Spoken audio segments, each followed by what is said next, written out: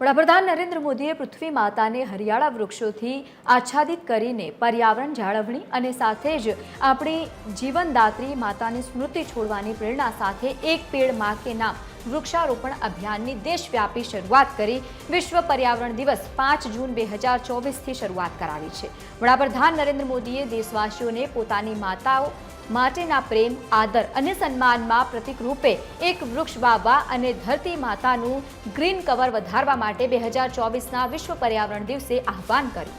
આ અભિયાનને 5 જૂન 2025ના રોજ 1 વર્ષ પૂર્ણ થવાનું છે।